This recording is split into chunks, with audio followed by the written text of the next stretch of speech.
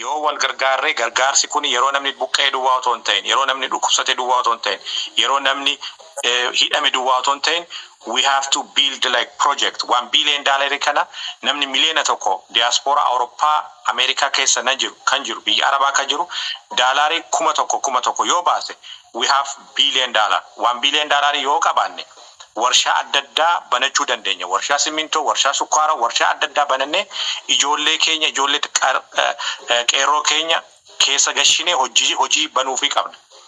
I need that dream suni dream kooti amma kanatti hojjechuu qabna ijoolleen hojii dhabanii baqachuun qabani ijoolleen hojii malee taa'uun qabani mana barumsaa irraa graduate godhanii bakka adda addaa deemuu hin qabani we have to open project kanarratti yaaduu qabu baga wal barree Dr. Nafiad Professor Tashaale namoota gurguddaas keessatti qabachuu qabna kanaan buildii goonee akkas gochuu waan qabnuufi projectiin kun nama buqqee duwwaa otoo hin ta'in projectii nuti dhaabuu qabnu biyya keenya irratti waan adda addaa mootummaa harka mootummaa miti kan nuti eeggachuu qabnu mootummaan karaa barbaade haa deemu nuti immoo wal ijaarree seeraan projectoota adda addaa transportii projectii warshaa gurguddaa isaaniin dhaabuu qabna isa dhaabnee hojjechuu qabna kanaaf waan akkasii irratti mee itti mari'anna isa gara fuulduraatti ammaaf garuu we have emergency namoonni baay'ee beelaanii jiru namoonni baay'ee awwaasha otoo nama viidiyoo banee isinitti agarsiise hin boosu as keessa kanaaf kuni uummata keenya saba keenya gidduutti dhaabbachuu qaba wal gargaaruu qabna wal dhaggeeffachuu qabna wal ilaaluu qabna haga yoomitti baqataa taanee haga yoomitti rakkataa taanee haga yoomitti harka namaa eegganna kaleessama waan tokko dhagaye biyya Arabaati uffata Araboonni uffatani uummata keenyaaf sassaabamuu irra jira kuni du'a saba guddaa taanee saba miliyoona meeqa qabna amma Ameerikaa keessatti almost gara miliyoona 3 miliyoona 4 jira sabni keenya kuma tokko yoo sassaabe biliyoona tokko qabna jechaadha biliyoona tokko yoo qabaanne financially strong taane jechaadha yoo financially strong taane mootummaan eenyuyyuu ka biyyaallee miti ka biyya alaayyuu nu dhaggeeffata miidiyaa qabnu kana itti babal'ifanna itti guddifanna wal gargaara wal dhaggeeffanna waliin saaxillu waliin balleessinu warshaa adda addaa hin dhaabbanna waan akkasii irratti hojjechuu qabna amma garuu emergency kanaaf sassaabne uummata keenya gargaaruu qabna uummatni kun beelahee jira buqqee jira godaanee jira kanaaf namni nu kabajamnee waan nurra ga'ee kana boo'ichaan otoo hin ta'in humnaan agarsiisuu qabna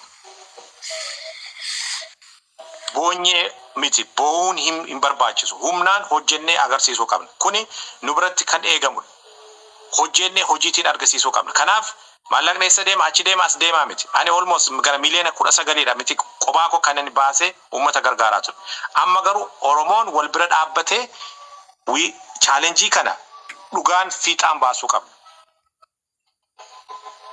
hagayoomitti ijoolleen keenya dargaggoo haasaa bira haa dabarrume hojiin kennallee ammallee public kana haa dhiifnu hojii akkuma warra sani ajandaa warri nuu kennu osoo taane meenu ajandaa warra mootummaatiifis warra nu balleessuu barbaaduufis haa kenninuume rakkoon tun guddootu nutti jira firoo dhugaa rabbii dubbachuudhaaf hedduu waan guyyaa kaleessaa dinqisiifadhe namni miliyoona 9 galcheeraa miti 90 Oromoof galchee jira Oromoo gabbaa isinillee Oromoo gargaara jedhe takka dhaga'een beeku hedduu galatoom obboleessa kiyya hedduu galatoom ammas wanni sun Oromoo hedduu dammaysitee jirti ammoo namni jeste akka piraankii wayiitti akka fudhatu jira ajaa'iba rabbii akka jesti prank waa wayi ummatuma khaasu haasawame wayititti Oromo raajii isinitti hin ta'e miliyoona 9 miti miliyoona 100 isinii kennu ni jira Oromoon yoo nu ammoo karaa tokko jarrate karaa tokko yoo kadeemnu taate miliyoona 100 gabbaasee Oromoof ka kennu guutu tana shakkiin qabaatina qabaatas ni qabna gootas ni qabna hayyus ni qabna ammoo rakkoon nuti qabnu guddoon hayyuun kenna waliin dhagahu abbaan amantaa kenna waliin dhagahu dargaggoon kenna waliin dhagahu dubartiin kenna waliin dhagahu duuba ummanni kun akkamitti deemame kanu jidduutti uumamee garana nu dhiibu kana mee adda qabnee jidduu seenne ummata kanaan deemu haa dandeenyu kanarra isinitti dheeressuus hin fedhu goofandiisan habtaamuunis namoota biraa beekamoollee mucaa kana eenyummaa isaa dhugaa rabbii yoo dubbadde South Dakota jedhanii boru qophii qabnaa jedhanii reefuu beeksisuu turan. Namni sun eenyu jedhanii iyyaafatan. Boru walgahii qabnaa si barbaanna jedhanii anillee dhaamsasan si geessee jira. Oromoo lafarratti illee waa hojjechuu feeti. Irraallee nashini Oromoo gaditti baya ummata kanaa hojjedha. Waan tokko wal fakkaate ani gaafa Odaa Tarbii waggaa 2 guutuu qabsaayaa ture diina hargufaa ture akkasitti ajandaa diina baasaa tureeti guyyaa tokko qofaaf ijaan agarre beek. Asiin durallee seenaan saba kanaallee saba birallee dhaabataa akka turu. Galatoomii gadi baya habtaamu wanna guddatu nurraa eegama tokko kennaan Oromummaa teennaaf itti gaafatamummaa fudhannu jedha gabaabseeni dhiifama isinitti dheeresse. Mee viidiyoon tokko isinitti agarsiisa. Akkuma carraa nama wayitu waraabee laayivii galee otoo haasofsiisuu dhaga'ee mee isinitti argama. እሺ አሁን ደግሞ ፍራሽና ምንጣፍ እንገዛለን ለቤትሽ አንዳንድ ዕቃ እንገዛለን ወደዛው ነው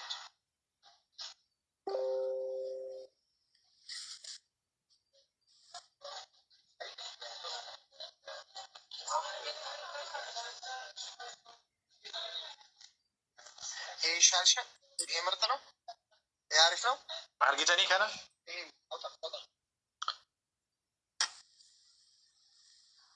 argitanii jirtu. Yaa firaasha wayini mul'ata firaashaa fi ati daa'ima hin mul'atti. Maal akka yaadame garuu karaarraan argee ijoollee daa'ima 2 baattee karaarraan argee ambootii abbaa manaatu jalaa du'ee waan nyaattu dhabde. Gara Finfinnee dhuftee karaarra teessee akkatti kadhatanis hin beektu. Nama wayitu TikTok live galee otoo makiinaa oofaa jiru maal rakkattee teessaa jedhaani. Ani immoo taa'een ilaala akkasuma bilbila akkasuma soofaarra ciise. Jennaani nan beelee jette. Nan beelee jetti afaan badaan dandeessu Oromiffa dubbatti. Jennaani okay birrii ibbansii kennan achumaan ani gastii ergee fi dubbisuun barbaadaan jedheni. Nabe kani TikTok kana okay hold dede makina ani dubbisuuf yana makina sa keessa gashi. Niitii kana Oromiffaan ittaase hoteela Naabushiin jedheni gurba. Amma birrii sii gasha. Ijoollee 2 wajjin karaarra bulti laastikii uffatte hoteela qabiifiin jedheni.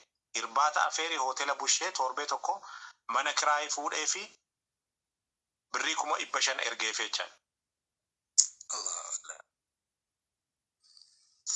Birrii 500 ergee fi mana kiraayii fuudhee ijoollee ishee uffatatti bite ishee firaashiin kuni mana bitaafin ture firaashii siree waa hunda amma isheeni naannoo mana karaa marratti akka shiroo danfisanii kana hojjechuu jalqabdeetti already jalqabdee jirti jechaadha. Ambira akkasuma isheen immoo TikTok korra yoo deemtanii viidiyoo gadi buutanii ilaaluu dandeessu namoota baay'ee.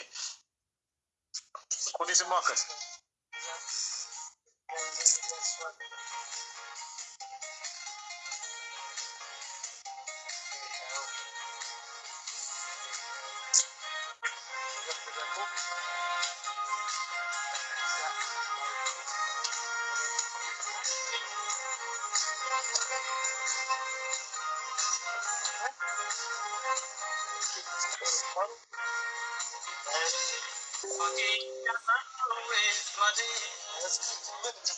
Kunis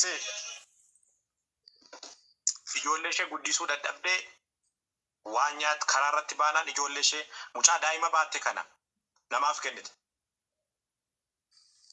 Ijoollee jaalattu namaaf kennite gara waan gootu wallaallaan ani nan argadhe isheefis akkasuma 500 kenne ijoollee namaaf kennite sana ofitti fudhatte akkasii oolmaa galatti gara miliyoona 10dha kanani namoota karaarra kaasee kani gargaaraa ture jechaadha.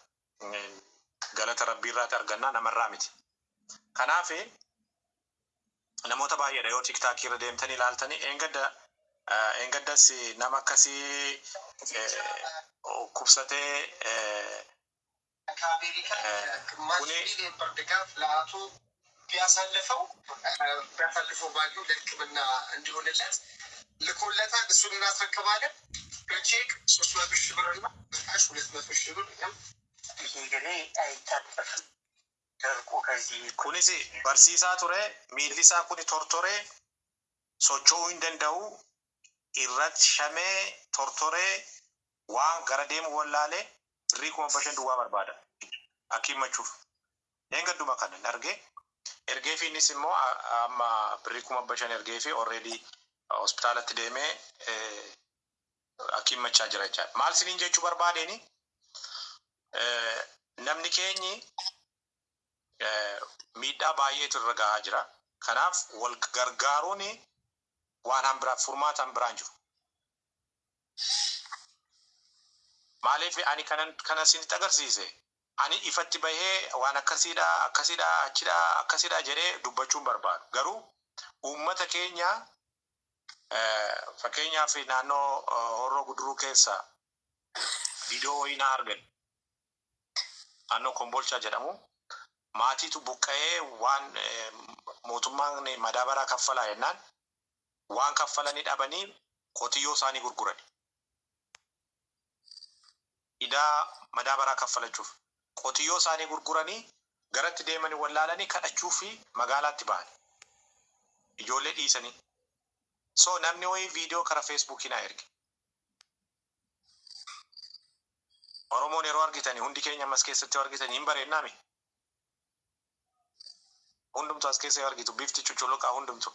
Oromoomti inni bareedaa suni gaabii masaasitti qabatee kazaraa baattatee akkatti kadhatu wallaalee maar barbaaddee obbo jedhee gaafatan.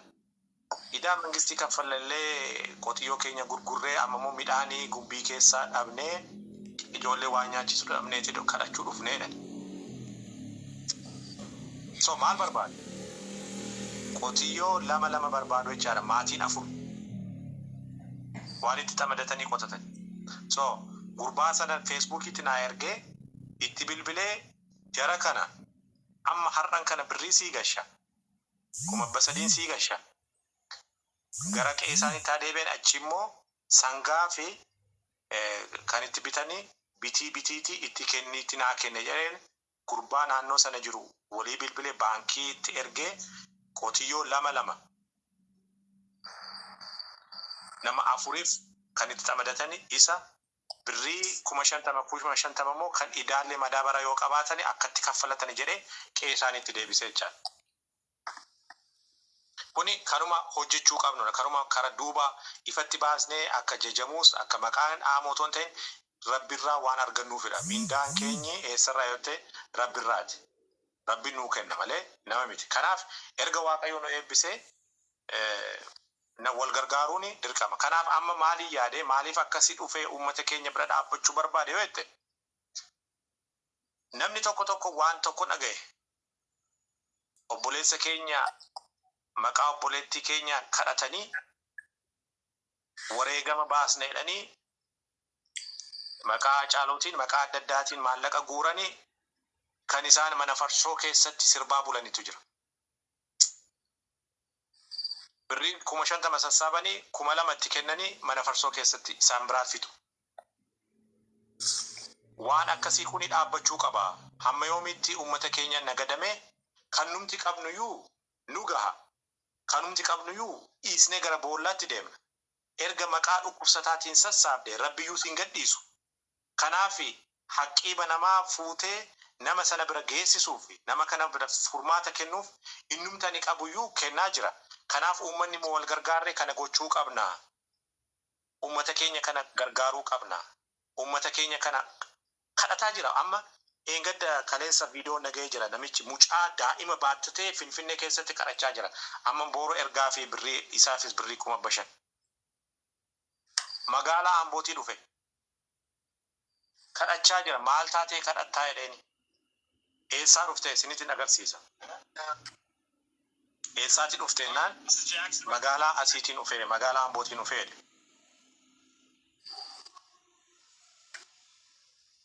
Isa kaleessa nagahee jira. Hagatitti haasaa hagam viidiyoo baasutti. Yaa ani wanni waan kana kaasee የት ነው ሀገር? አምቦ ነው የመጣኸው? ማነው ስሙ? ቦጃ ኢየሱስ ተገም። እሺ አንድ እህት ከውጭ ሀገር እንደዚህ ለተቸገረ ገንዘብ ስትልኝ ብላኝ argite kuni amboti boja jedhama ela daa'ima baatee kadhachuu bahe finfinnee dhufe mucaa baateera maali akka ta'e sin beeku eenyu maqaan kee amaariffa sin beeku sirrii boja jedhee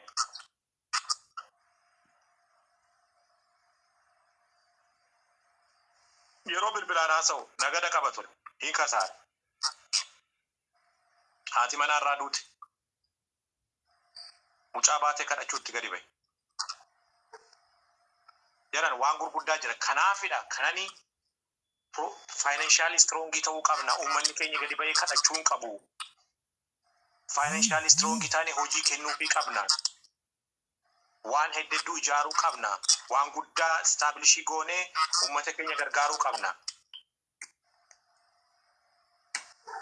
kanaafi akkasitti wal bira dhaabbachuu qabna malee wal birraa fagaan eenyu kun amma dirqama namni wayii dhufe fuuldura keenya dhaabbachuu qabna dargaggeessi baay'ee ganaa dhufaa jira maaliif inni tokko bahaa deema inni tokko wal irraa fuudhoo deemuu qabna malee dirqama nama wayii finnee isa duwwaa agarsiisuu qabna hagayoomi maaltu hojjetamaa ture kanaan dura maaltu hojjetamaa ture amma moo akkamitti deemuu qabna adeemsi keenya akkam ta'uu qaba akkamitti furmaata argachuu qabna maal keessa dabarsine maal hojjechaa jirra akkam gochuu qabna ummata keenya akkamitti gargaaruu qabna kuni furmaata hambiraa hin jiru wal gargaaruu malee obbo Usmaan akka jedhe eenyu mucaan kun